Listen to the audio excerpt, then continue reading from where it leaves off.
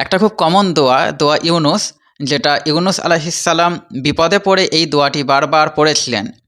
তো এই দোয়া ইউনুস কেন আল্লাহ সুবহানাহু ওয়া তাআলার কাছে এতটা প্রিয়, কেন তার কাছে এতটা গুরুত্বপূর্ণ, যে একটা জিকির বারবার করার কারণেই তিনি ইউনুস আলাইহিসসালামকে ৩ ধরনের অন্ধকার থেকে হেফাজত করেছিলেন।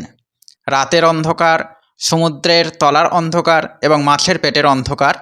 এই ৩ ধরনের অন্ধকার থেকে তাকে হেফাজত করেছিলেন এবং আল্লাহ সুবহানাহু ওয়া তাআলা ওয়াদা করেছেন যে কোনো মুমিন যখন এই দোয়া পড়ে আল্লাহর কাছে সাহায্য চাইবে, তিনি অবশ্যই তাকে সাহায্য করবেন। তো এই দোয়া আল্লাহর কাছে কেন এতটা মাহাত্ম্যপূর্ণ? কারণ আমরা খেয়াল করলে দেখব এই দোয়াটার ৩টি অংশ।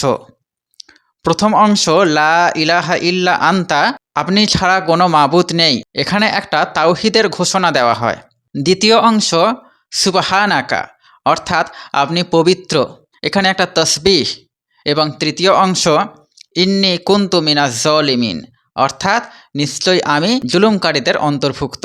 অর্থাৎ এখানে ইস্তিগফার, তাওহীদ, তাসবিহ এবং ইস্তিগফার, এই ৩টি অংশ দ্বারা দোয়াটা গঠিত।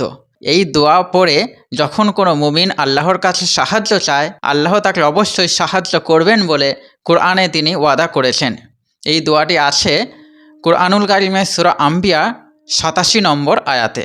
আপনাদের যাদের যাদের এই দোয়াটি মুখস্থ আছে তারা অবশ্যই এই দোয়াটা প্রতিনিয়ত পাঠ করতে থাকুন, এবং যাদের এই দোয়াটি মুখস্থ নেই তারা খুব শীঘ্রই এই দোয়াটি মুখস্থ করার চেষ্টা করুন এবং এই দোয়ার উপরে আমল করার চেষ্টা করুন।